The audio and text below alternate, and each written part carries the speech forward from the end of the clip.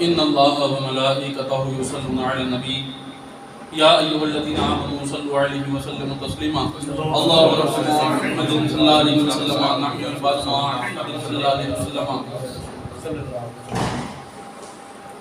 اللہ مردوں کی توفیق سے یہ درس مثنوی کی 16ویں نشست ہے۔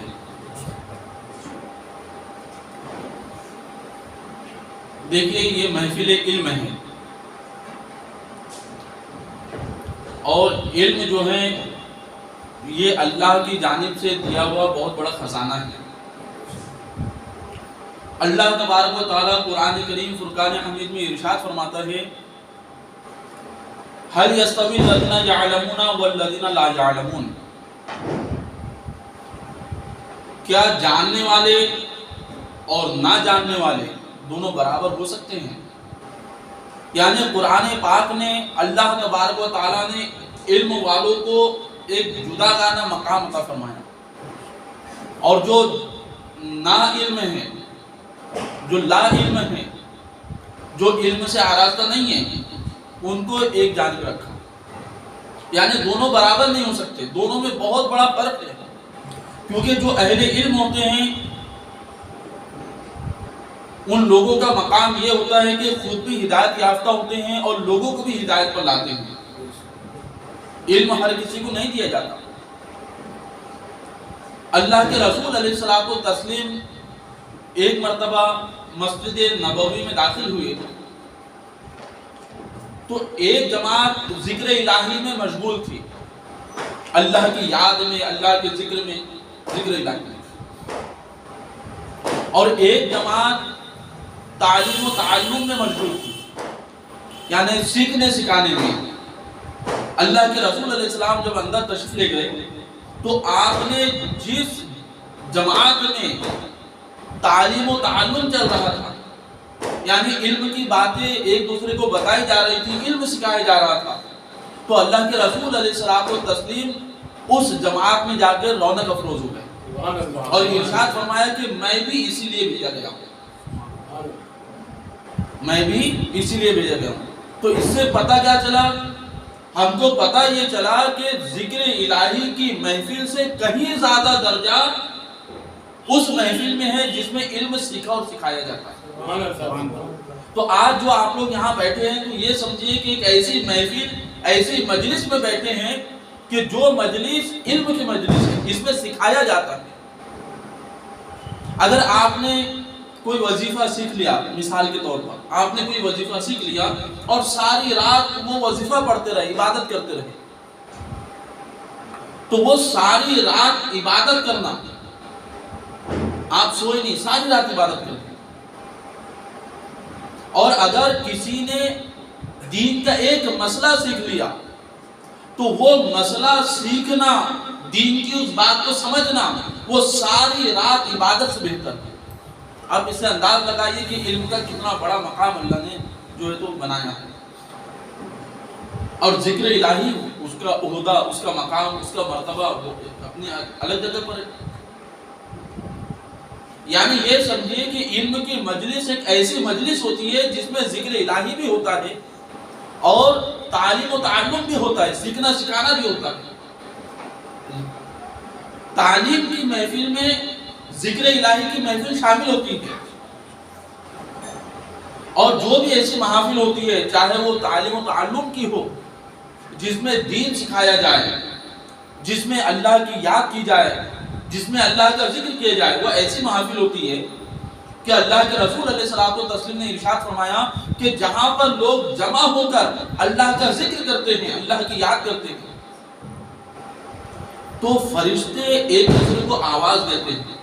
جو فرشتے متعین کیے گئے ذکر الہی کے محافل میں حاضر ہونے کے لیے، وہ فرشتے ایک دوسرے کو جمع کرتے ہیں اور کہتے ہیں کہ چلو ہمارا مقصد فلاں مقام پر ہے۔ سارے فرشتے آ کر جمع ہو جاتے ہیں۔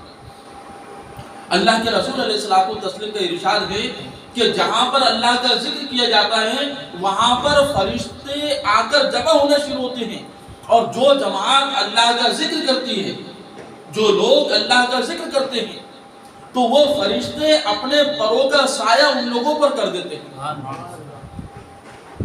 اب وہ فرشتے ان پر اپنے پروں کا سایہ کرتے ہیں، پھر اور فرشتے آتے ہیں اور وہ فرشتے ان پر اور سایہ کرتے ہیں. اس طرح فرشتوں کا پے در پے جو فرشتے ہیں وہ آسمان تک پہنچ جاتے ہیں. کثیر تعداد فرشتوں کی جو ہے ان پر جو ہے تو سایہ فگن ہوتی ہے. اب وہ محفل ذکر ختم ہوئی. وہ محفل ذکر جب ختم ہوتی ہے تو وہ سارے فرشتے اللہ کے حضور حاضر ہوتے ہیں. اب اللہ تو عالم الغیب و شہادت، اسے سب پتا، لیکن پھر بھی اللہ تبارک و تعالی ارشاد فرماتا ہے کہ میرے بندے کیا کر رہے تھے، میرے بندے کیا کر رہے تھے. تو فرشتے عرض کرتے رب ذوالجلال وہ تیرا ذکر کر رہے تھے، تیری یاد کر رہے تھے. تو اللہ تعالی ارشاد فرماتا ہے اے فرشتوں کیا انہوں نے مجھے دیکھا ہے؟ فرشتے عرض کرتے رب ذوالجلال انہوں نے تجھے نہیں دیکھا. اللہ تبارک و تعالی ارشاد فرماتا ہے اگر وہ مجھے دیکھتے تو کیا کرتے، اگر وہ مجھے دیکھ لیتے تو پھر کیا کرتے. تو فرشتے عرض کرتے مولا اگر وہ تجھے دیکھ لیتے نہ تو انہیں کھانے کا ہوش ہوتا نہ پینے کا ہوش ہوتا، وہ رات دن بس تیری ہی یاد میں مشغول اور مگن ہوا کرتے، رات دن تیرا ہی ذکر کرتے. پھر اللہ تبارک و تعالی ارشاد فرماتا ہے کہ اے فرشتوں وہ کس چیز سے پناہ مانگ رہے تھے، یعنی کس چیز سے بچنا چاہتے تھے. تو فرشتے عرض کرتے رب ذوالجلال وہ جہنم سے پناہ مانگ رہے تھے. تو اللہ تعالیٰ ارشاد فرماتا ہے کہ کیا انہوں نے میرے جہنم کو دیکھا؟ تو فرشتے عرض کرتے رب ذوالجلال انہوں نے نہیں دیکھا. اللہ تعالیٰ ارشاد فرماتا ہے اگر وہ دیکھ لیتے تو کیا کرتے، اگر وہ دیکھ لیتے تو وہ سارے کام چھوڑ کر رات دن صرف روتے ہی رہتے، وہ خوف سے ڈر سے صرف روتے ہی رہتے. پھر اللہ تبارک و تعالیٰ ارشاد فرماتا ہے اے فرشتوں تم گواہ رہنا جتنے لوگ میرا ذکر کر رہے تھے اور جو لوگ میرا ذکر سن رہے تھے میں تم سب کو گواہ رکھ کے کہتا ہوں میں نے سب کی مغفرت فرما دی. اللہ سب کی مغفرت فرما دیتا ہے. یعنی مجالس ذکر، مجالس تعلیم و تعلم ایک ایسی مجالس ہوتی ہے کہ اس میں لوگوں کی مغفرت ہوا کرتی ہے. پھر ایک فرشتہ عرض کرتا ہے، بڑے کمال کی بات ہے، ایک فرشتہ عرض کرتا ہے رب ذوالجلال ہم اس مجلس میں تھے، ہم نے دیکھا کہ چند لوگ تیرا ذکر کر رہے تھے اور بہت سے لوگ تیرا ذکر سن رہے تھے.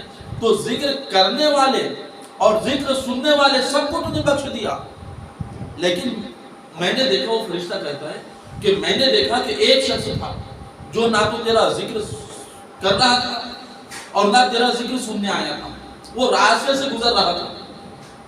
اس نے دیکھا کہ ایک مجمع لگا ہے، کچھ لوگ موجود ہیں، تو اس نے سوچا کہ ذرا دیکھ تو لو کہ کیوں مجمع لگا ہے.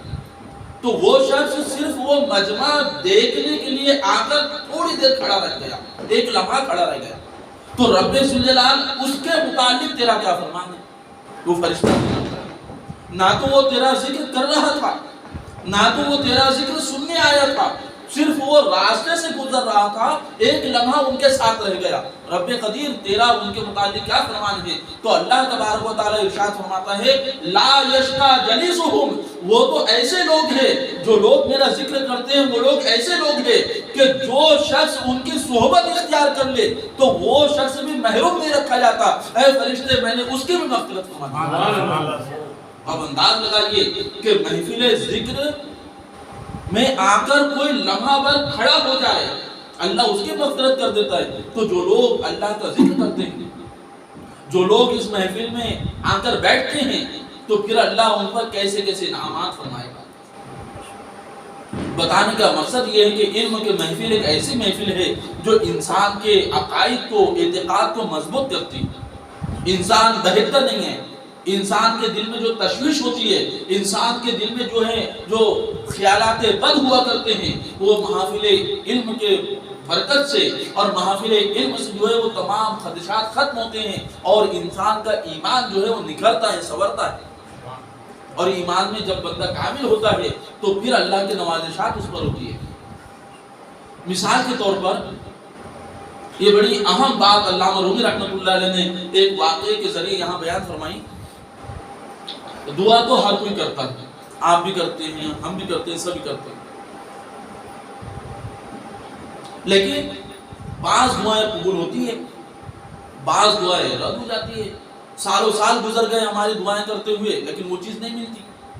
تو بعض لوگ جو ہیں جب وہ دعائیں قبول نہیں ہوتی تو بزدل ہوتے ہیں، اور بزدل ہونے کے بعد ان کے ایمان میں کمی آنا شروع ہوتی ہے، اور وہ کمی کی وجہ سے ان کا ایمان برباد ہوتا ہے، وہ اللہ کی بارگاہ سے دور کر دیے جاتے ہیں.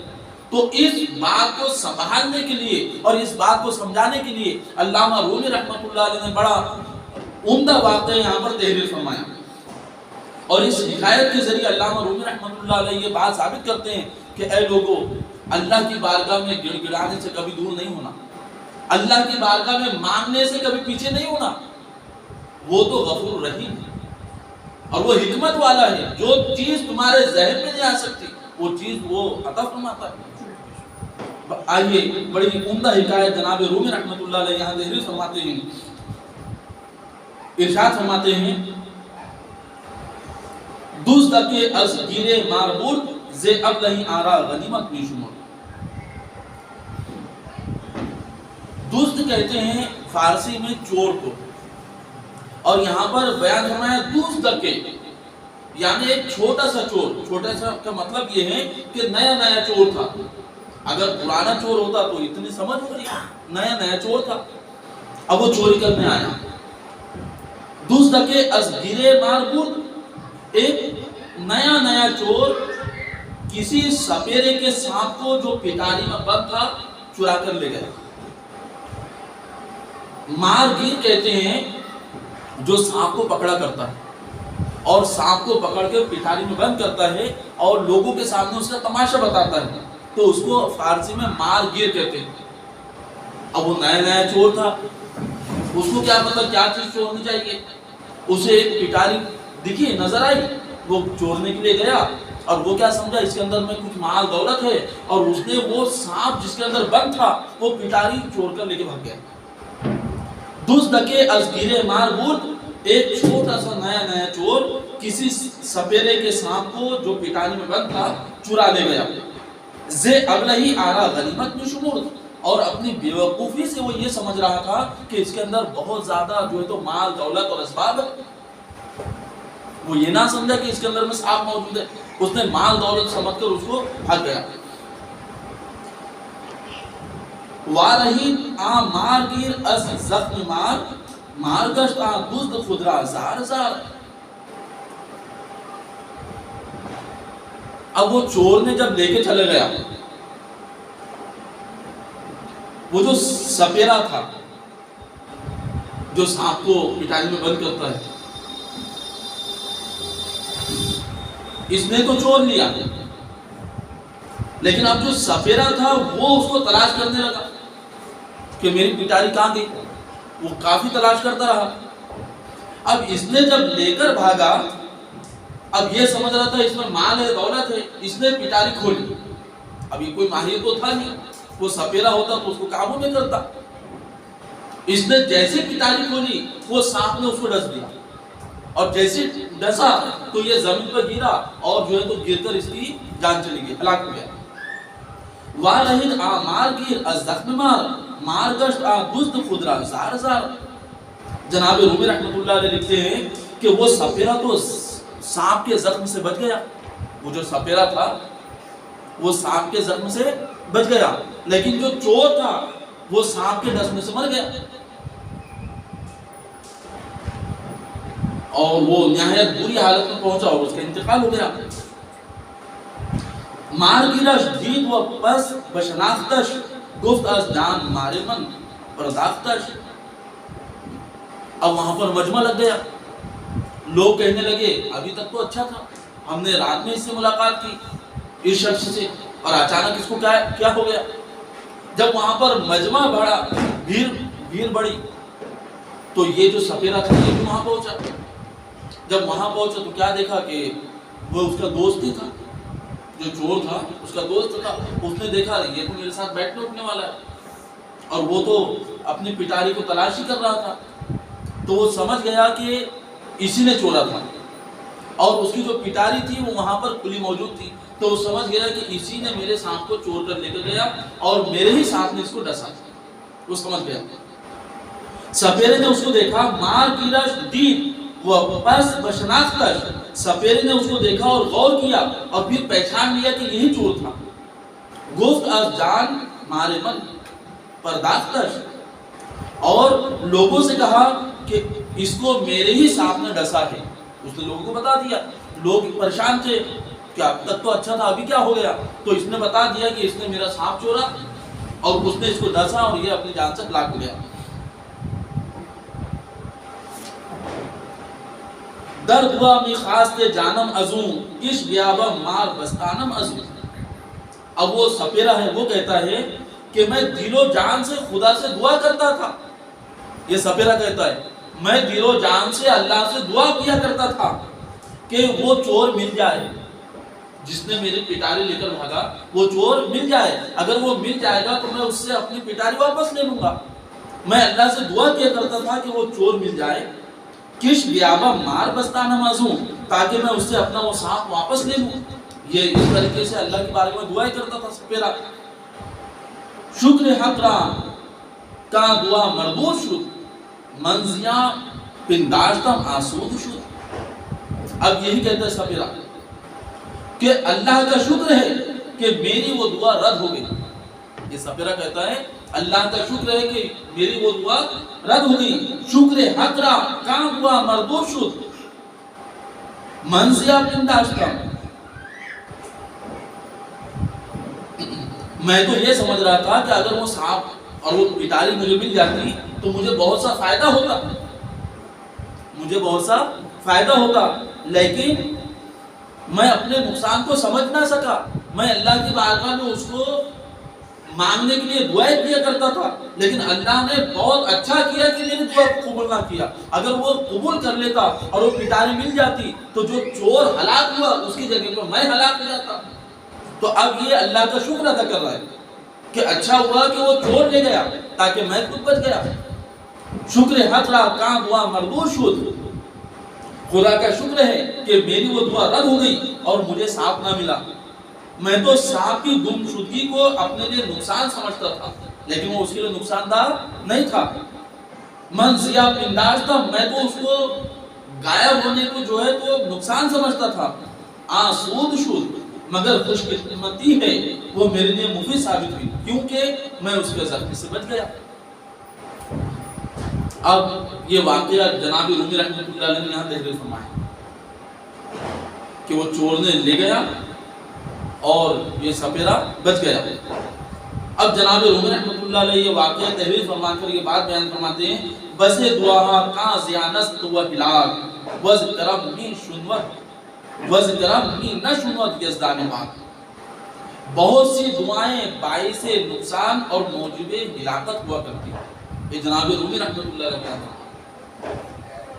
بہت سی دعائیں جو ہم کرتے ہیں اللہ کی بارگاہ میں، ہم یہ دعائیں کرتے ہیں اللہ تبارک و تعالی ہمیں دولت عطا کرے، کوئی دعا کرتے ہیں اللہ اس کو شہرت عطا کرے، کوئی دعا کرتا ہے کہ اللہ کوئی نہ کوئی حاجت اس کی پوری کرے. لیکن ہم تو اپنی زبان سے اللہ کی بارگاہ میں دعا کر دیتے ہیں، لیکن ہم نہیں جانتے کہ اس دعا میں ہمارے لیے کتنا نقصان ہے. ہم اس کے نقصان کو نہیں جانتے. اسی بات کو علامہ رومی رحمۃ اللہ علیہ تحریر فرماتے ہیں بس دعا کا زیانست و ہلاک، بہت سی دعائیں جو ہے تو موجب ہلاکت ہوا کرتی ہیں، پریشانی کا سبب ہوا کرتی ہیں. وز کرم می نشنوت یزدان پاک، اور ہم ایسی دعائیں غلطی سے مفید سمجھ کر فائدہ مند سمجھ کر اللہ کی بارگاہ میں کیا کرتے ہیں، لیکن خداوند پاک اپنے کرم سے اس دعا کو نہیں سنتا، مقبول نہیں فرماتا، یعنی قبول نہیں کرتا تاکہ بندہ ہلاکت سے محفوظ رہے. وذکرم می نشوت یزدان پاک، یعنی اللہ تبارک و تعالی بندوں کی ہر دعا کو اس لیے قبول نہیں فرماتا کیونکہ اللہ تبارک و تعالی حکمت والا ہے، وہ عالم الغیب ہے. اسے پتا ہے کہ اگر یہ بندہ عزت مانگتا ہے، اگر میں اسے عزت دوں اور آگے چل کر یہ عزت کی وجہ سے تکبر میں مبتلا ہو جائے گا، اور جب تکبر میں مبتلا ہو جائے گا تو یہ ہلاک ہو جائے گا، نہ دنیا کا رہے گا نہ آخرت کا رہے گا. تو اللہ تبارک و تعالیٰ اس کو عزت مانگنے کے بعد بھی عزت عطا نہیں فرماتا، تو یہ اس کا کرم ہے. اگر کوئی دولت طلب کرتا ہے اللہ کی بارگاہ سے، سالوں گزر گئے، دولت طلب کیا لیکن نہ ملی، تو یہ سمجھنا کہ اللہ کی اس میں بہت بڑی حکمت ہے، یہ اللہ کا کرم ہے کہ اس کو دولت نہ دی، کیونکہ اس کو تو یہ پتا ہے کہ دولت ملے گی تو میں غریبوں کو کھلاؤں گا، یہ دل میں سوچتا ہے، اگر مجھے دولت ملے گی تو میں بڑے بڑے نیک کام کروں گا، لیکن یہ اس کا ارادہ ہے، لیکن جو اصل انجام ہے وہ اللہ بہتر جانتا ہے، کہ اگر اس کو دولت دی جائے تو ہو سکتا ہے کہ یہ دولت حرام کاموں میں خرچ کرے، ہو سکتا ہے یہ دولت اس کو تکبر میں مبتلا کر دے، ہو سکتا ہے یہ دولت اس کو غریبوں پر ظلم کرنے پر مجبور کر دے، کیونکہ دولت انسان کو اندھا کر دیتی ہے، دولت شہرت انسان کے آنکھوں پر پردہ ڈال دیتی ہے، اسے یہ سمجھ نہیں آتی کہ کیا صحیح ہے کیا غلط ہے۔ تو جو چیز اللہ کی مرضی سے ہو وہ بندے کے لیے بڑی مناسب ہوتی ہے، جو چیز اللہ کی مرضی سے ہو، ہر بندہ کچھ نہ کچھ بارگاہ الہی سے طلب کرتا ہے، تو ہر بندے کو جو چیز طلب کی جائے وہ عطا نہیں کی جاتی۔ اب کیوں عطا نہیں کی جاتی؟ تو اس میں بھی اللہ کی حکمت ہے، اور حکمت یہ ہے کہ اللہ بہتر جانتا ہے کہ میرے بندے کو کیا دینا چاہیے، اللہ بہتر جانتا ہے کہ اس کو کیا دینا چاہیے۔ مصلح است و مصلحت را داند او کہاں دوارا بعض میں گرداند او۔ اب اس کی وجہ کیا ہے؟ اس کی وجہ کیا ہے کہ بہت سی دعاؤں کو اللہ رد فرما دیتا ہے۔ اس کی وجہ کیا ہے؟ اس کی وجہ علامہ رومی رحمۃ اللہ علیہ لکھتے ہیں کہ مصلح است و مصلحت را داند او، اللہ تعالیٰ بہتری کرنے والا ہے، اللہ تبارک و تعالیٰ بہتری کرنے والا ہے، یعنی بندوں پر اللہ مہربان ہے۔ جس چیز سے بندے کو نقصان ہے بندہ خود وہ طلب کرتا ہے، لیکن اللہ تو بہتری کرنے والا ہے، اب اس نے طلب بھی کیا تو اللہ اپنے کرم سے اس کو بچاتا ہے۔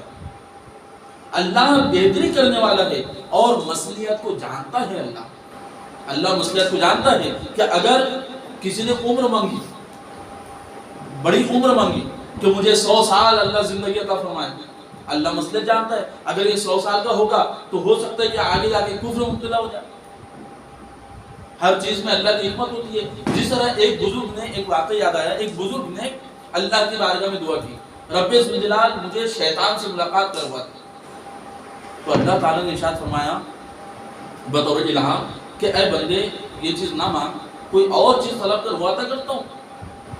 تو بزرگ نے عرض کیا رب ذوالجلال میں نے بہت نام سنا ہے شیطان کا، تو ایک مرتبہ مجھے اس سے ملاقات کرا دے، میں دیکھنا چاہتا ہوں کہ وہ شیطان کیسا ہے، اور مجھے اپنے ایمان پر، اپنے عقیدے پر اتنا یقین ہے کہ وہ شیطان کیا مجھے بہکائے گا، بس تو ایک بار ملاقات کروا۔ تو اللہ تعالیٰ نے ظاہر کر دیا شیطان، دیکھو شیطان کو۔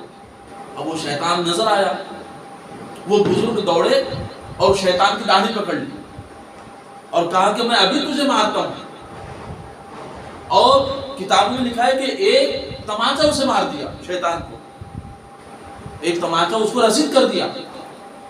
شیطان کھڑا رہا اور کہا کہ اگر تمہاری عمر 100 سال کی نہ ہوتی تو میں بھی بتاتا کہ میری کتنی طاقت ہے، بس اس نے اتنا کہہ دیا اگر تمہاری عمر 100 سال کی نہ ہوتی تو میں بھی اپنی طاقت تمہیں دکھا دیتا، بس وہ شیطان چلا گیا۔ اب ان کے دل میں خیال آ گیا کہ میری عمر 100 سال ہے، میری عمر 100 سال ہے، اب وہاں سے گناہوں میں مبتلا ہو گئے، وہ بزرگ جو ہیں وہاں سے گناہوں میں مبتلا ہو گئے۔ اب ان کے دل میں خیال آ گیا کہ 100 سال عمر ہے، اب میں چاہوں تو گناہ کر لوں اور 100 سال ہونے سے پہلے توبہ کر لوں گا۔ بتانا مقصد یہ ہے کہ جو اللہ کی رضا ہو اس میں راضی رہنا بہتر ہے۔ بندہ اپنے دل سے کیا مانگے گا، وہ تو ارحم الراحمین ہے، وہ کرم کرنے والا ہے۔ تو اسی طرح کوئی دولت طلب کرتا ہے اللہ نہیں دیتا ہے تو اس میں حکمت ہے، کوئی عمر طلب کرتا ہے اللہ نہیں دیتا ہے تو اس میں حکمت ہے، کوئی بیمار ہے اور صحت طلب کرتا ہے اللہ نہیں دیتا ہے تو اس میں حکمت ہے، کوئی غریب ہے اور اللہ اس کو غربت میں رکھتا ہے تو اس میں حکمت ہے، کوئی دولت مند ہے تو اللہ نے اس کو دولت مندی میں اضافہ عطا فرماتا ہے تو بھی اللہ کی حکمت ہے۔ یعنی جو کام اللہ کی مرضی سے ہو اس میں بندہ راضی رہے گا تو اللہ اس کو اور ترقی عطا فرماتا ہے، اللہ اس کو اور ترقی عطا فرماتا ہے۔ تو اللہ تبارک و تعالیٰ بہتری کرنے والا ہے، اور مصلحت کو جانتا ہے. کا دعا باز میں گردانہ دوں، جو کسی نہ کسی مصلحت کے بنا پر اس کی دعا کو رد فرما دیتا ہے. اللہ تو بہتری کرتا ہے سب کے ساتھ، جو جانتا ہے کہ کس کی دعا قبول کرنی چاہیے اور کون سی دعا کو رد کرنا چاہیے. وا دعا گویندہ شاکی می شود می برد زن بد وہاں بد دعا. جب اللہ تبارک و تعالیٰ کی بارگاہ میں کوئی بندہ دعا کرتا ہے اور اللہ نے اس کو قبول نہیں کیا، رد کر دیا، تو بندہ الٹا شاکی ہوتا ہے. شاکی کا مطلب یہ ہوتا ہے کہ بندہ یہ سوچتا ہے کہ اللہ تعالیٰ میری دعا ہی قبول نہیں کرتا. اس کے دل میں ایسا خیال آتا ہے، شک پیدا ہوتا ہے. اسی بات کو علامہ رومی رحمۃ اللہ نے یہاں لکھا ہے کہ وا دعا گوئندہ شاکی بھی شود. اور تماشا یہ ہے کہ وہ دعا کرنے والا الٹا شاکی ہوتا ہے، یعنی وہ کہتا ہے میں ہمیشہ دعا کرتا ہوں رب ذوالجلال مجھ کو صحت دے. 5 سال گزر گئے، 6 سال گزر گئے، مجھ کو صحت نہیں ملتی، تو وہ دل میں شک پیدا کرتا ہے. اس کے دل میں شک آتا ہے کہ اللہ تعالیٰ میری دعائیں قبول نہیں کرتا، لہٰذا وہ دعا کرنا چھوڑ دیتا ہے. وہ دعا کرنا چھوڑ دیتا ہے. می برد زن بد و آ بد بد. اور وہ یہ کہتا ہے کہ اللہ تعالیٰ نے میری دعا قبول نہ کی اور خدا کی رحمت سے وہ نا امید ہو جاتا ہے، بدگمانی کرنے لگتا ہے. حالانکہ وہ دعا کا قبول نہ ہونا برا نہیں ہے، حالانکہ وہ دعا کا قبول نہ ہونا برا نہیں ہے، بلکہ اس کے دل میں جو شک پیدا ہو گیا کہ اللہ میری دعا قبول نہیں کرتا، یہ برا ہے. اس کا دعا کا قبول نہ کرنا وہ برا نہیں ہے. کیوں؟ کیونکہ وہ حکمت والا ہے، وہ جانتا ہے کہ کس بندے کو کیا دینا چاہیے، وہ جانتا ہے کس بندے کو کیا دینا چاہیے. می ندانت کو بلائے خیش خاص وزگرم حق آبت وہ ناؤرد راز. وہ شخص نہیں جانتا کہ وہ خود اپنے لیے بلا چاہتا تھا. جیسے ہم اگر مانگے کہ اللہ ہمیں فلاں چیز دے اور اس کے اندر اگر کوئی مصیبت چھپی ہو تو ہم تو نہیں جانتے، لیکن ہم اسی کو طلب کر رہے ہیں. تو ہم کس کو طلب کر رہے ہیں؟ بلا کو طلب کر رہے ہیں. لیکن اللہ جانتا ہے کہ اس میں بلا ہے تو وہ اپنے کرم سے اس کو نہیں عطا کرتا، مقبول نہیں کرتا. تو اسی بات کو علامہ رومی رحمۃ اللہ لکھتے ہیں کہ می ندانت کو بلائے خیش خاص. وہ شخص نہیں جانتا کہ وہ خود اپنے لیے بلا چاہتا تھا. بس کرم حق عام بد مناؤد راز. اور اللہ تعالیٰ نے اپنے کرم سے اس دعا کو اس کے حق میں مقبول نہیں کیا، یعنی اس کا کرم ہے کہ اس دعا کو مقبول نہیں کیا. اگر اس دعا کو قبول کر لیتا تو وہ بلا میں مبتلا ہو جاتا. اگر اللہ اس دعا کو قبول فرما لیتا تو بندہ بلا میں مبتلا ہو جاتا. دیکھیے اللہ تبارک و تعالیٰ کا ارشاد گرامی ہے اجیب دعوت الداعی اذا دعان. جب کوئی دعا کرنے والا مجھ سے دعا کرتا ہے تو میں اس کو قبول کر لیتا ہوں. یہ اللہ کا پیغام ہے، یہ اللہ کا ارشاد ہے قرآن پاک. تو جو بندہ بھی اللہ کی بارگاہ میں مانگے تو اللہ اسے ضرور عطا فرماتا ہے، اللہ اسے ضرور عطا فرماتا ہے. لیکن ہم نے دیکھا بعض لوگوں کی عمریں گزر گئی، وہ صحت طلب کرتے انہیں صحت نہیں ملتی. کئی لوگ ایسے ہیں جو علم طلب کرتے علم نہیں ملتا. کئی لوگ ایسے ہیں جو مال اور دولت طلب کرتے انہیں مال اور دولت نہیں ملتا. لیکن پھر اللہ کا ارشاد یہ بھی ہے کہ اجیب دعوت الداعی اذا دعان. جب کوئی بندہ مجھ سے مانگتا ہے تو میں اس کی دعا کو قبول کرتا ہوں. تو اب اس کا کیا مطلب؟ تو اس کا مطلب سمجھنے کے لیے آئیے حدیث پاک کی جانب. اللہ کے رسول علیہ الصلوۃ والتسلیم نے ارشاد فرمایا کہ قیامت میں اللہ تبارک و تعالی سارے لوگوں کو جمع فرمائے گا اور پھر اللہ تبارک و تعالیٰ کا ارشاد ہوگا کہ سارے لوگوں کو میری بارگاہ میں پیش کرو. سارے لوگ اللہ کی بارگاہ میں پیش ہوں گے. اللہ تبارک و تعالیٰ ان سے ارشاد فرمائے گا میں نے ارشاد فرمایا تھا کہ تم مجھ سے مانگو میں تمہیں عطا کروں گا. تو بندے عرض کریں گے ہاں مولا تیرا ارشاد تھا.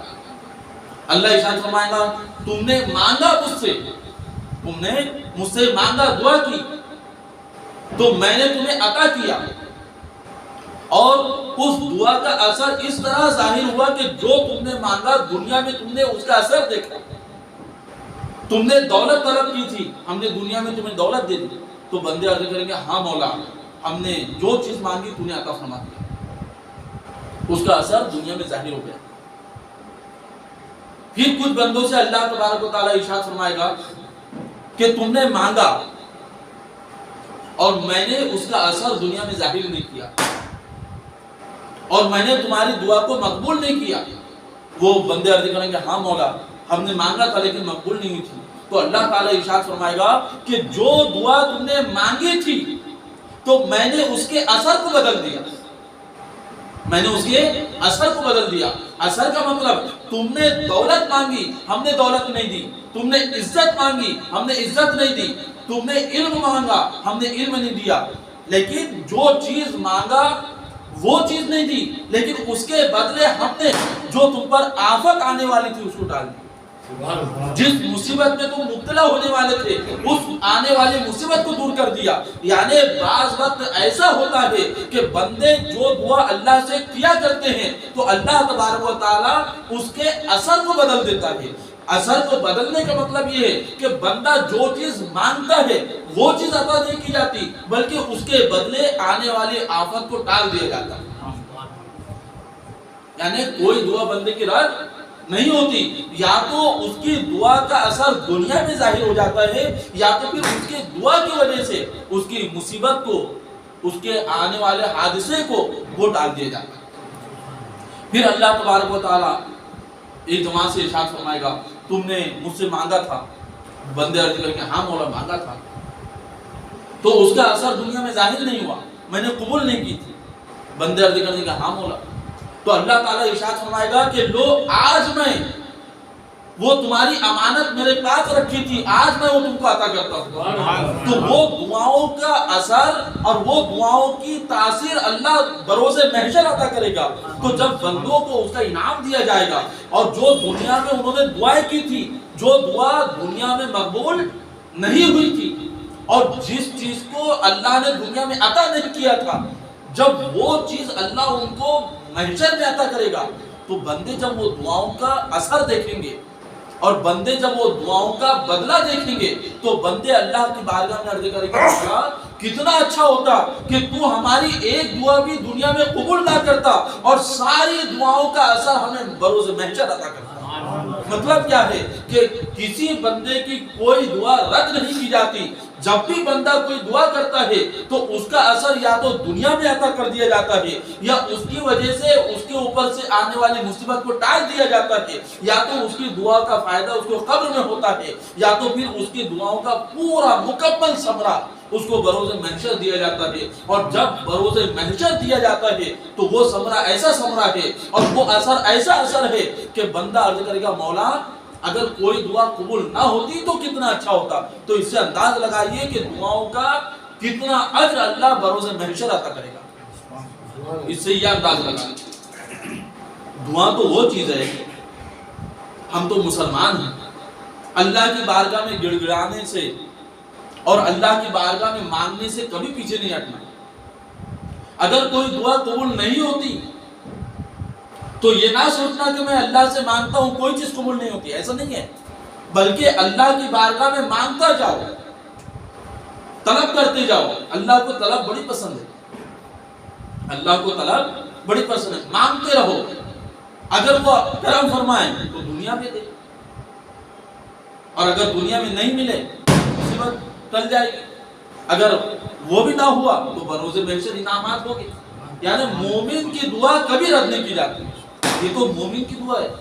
شیطان نے طلب کیا اللہ نے اس کو رد نہیں کیا، شیطان نے اللہ سے مانگا، شیطان نے کہا تھا قالا رب انظرنی الی یوم یبعثون، اے رب قدیر مجھے قیامت تک مہلت دے، یہ بھی تو ایک دعا ہے، طلب ہے۔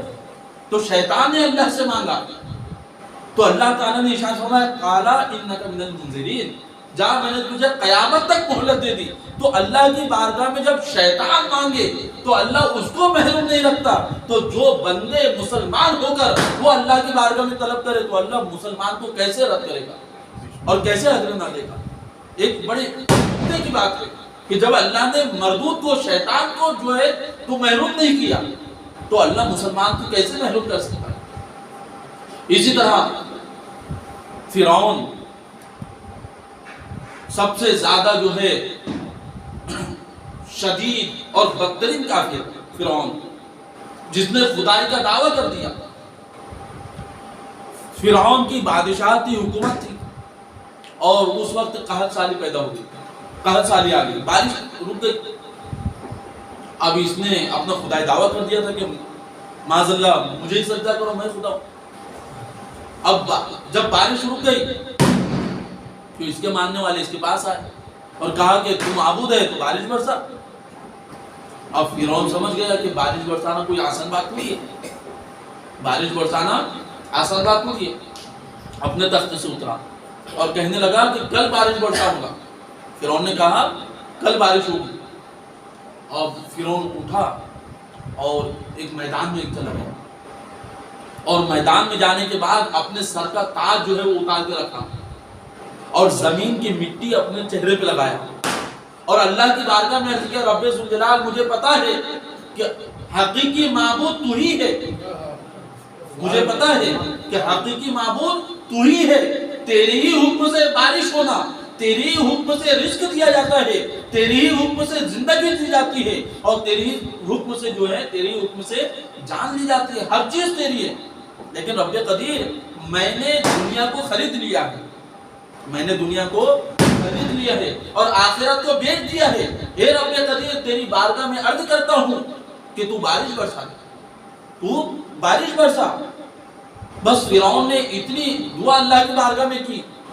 کتابوں میں ہے کہ فرعون کے سر پر جو ہے ابر کا ٹکڑا آ گیا اور جس جگہ سے وہ گزرتا تھا اس جگہ پہ بارش ہونے لگی. لوگ اس کو سجدے کرنے لگے، لوگ اس کو سجدے کرنے لگے کہ فرعون نے بارش برسا دی. بتانے کا مقصد یہ ہے کہ اللہ کی بارگاہ میں مردود نے، فرعون نے بھی دعا کی تو اللہ اس کو بھی رد نہیں فرماتا اور اس کو بھی عطا فرما دیتا ہے. تو کوئی مسلمان ہو، کوئی مومن ہو، کوئی نماز پڑھنے والا ہو، کوئی اللہ کا نام لینے والا ہو، جب وہ اللہ کی بارگاہ میں کچھ مانگے تو اللہ بندوں کو کیسے رد فرمائے گا؟ یہ بات ذہن میں بٹھا لو کہ دعا کبھی کسی بندے کی رد نہیں کی جاتی. جب شیطان کی دعا رد نہیں کی گئی، جب فرعون کی دعا رد نہیں کی گئی تو عام مسلمانوں کی اور جو اللہ کے چاہنے والے بندے ہیں، جو اللہ کے بندے ہیں، جو امت محمد ہے، ان کی دعائیں کیسے رد کی جا سکتی ہے؟ تو اللہ کی بارگاہ میں جتنا گڑ گڑانا ہے گڑ گڑاتے رہو. انسان کے درجات بڑھتے ہیں، انسان کے معاملات بڑھتے ہیں. حدیث پاک میں ہے کسی کے والد کا انتقال ہوا، دیکھیں بڑی اہم بات ہے، کسی کے باپ کا انتقال ہوا تو اللہ تبارک و تعالیٰ اس کے باپ کا جنت میں مقام بلند فرما دیتا ہے.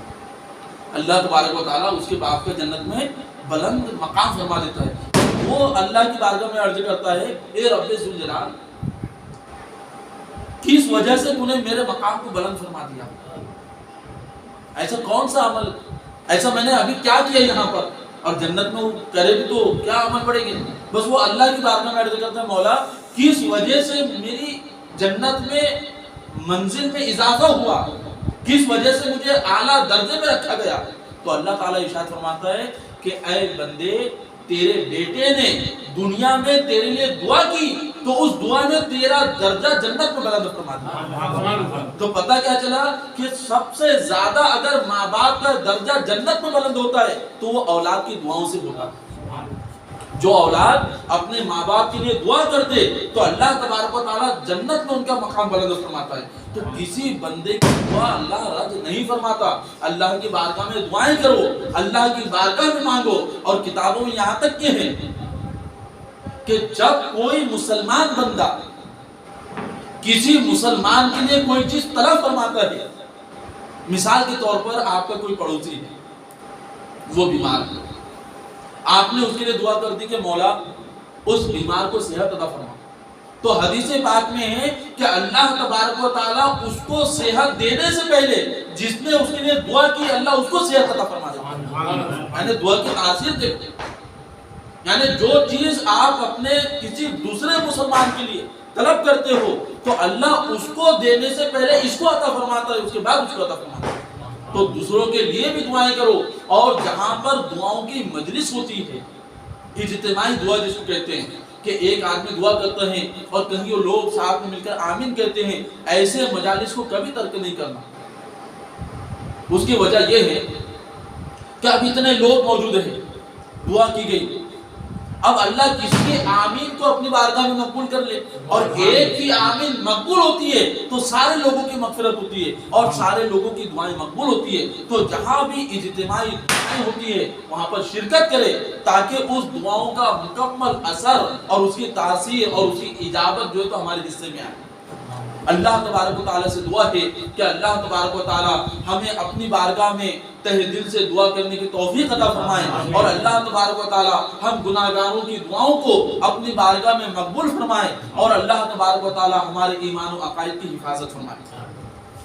کریمہ کار سازا بند نوازا رب قدیر رب ذوالجلال تاجدار کائنات رحمت عالم جناب محمد مصطفیٰ صلی اللہ تعالی علیہ وسلم کے توسل سے رب قدیر تمام مسلمانوں کی بخشش و مغفرت فرما، سب کے گناہ صغائر و کبائر کو بخش دے، معاف فرما، سب کی جان و مال عزت و آبرو کی حفاظت فرما۔ رب قدیر سب کے گھروں میں، کام کاروبار میں، علم میں، عمل میں، رزق میں، عمر میں برکتیں عطا فرما۔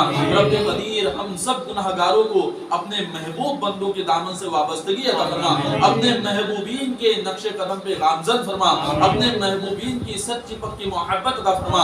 اے رب ذوالجلال اپنے نیک بندوں کے توسل سے رب قدیر سب کے گھروں کو آباد فرما، سب کے گھروں میں خوشحالی عطا فرما، سب کے گھروں میں آبادی عطا فرما، سب کے گھروں میں فارغ البالی عطا فرما۔ اے رب قدیر ہم سب گناہگاروں کو اپنی سچی پکی محبت عطا فرما، ہم سب گناہگاروں کو تاجدار کائنات اسلام کی محبت عطا فرما۔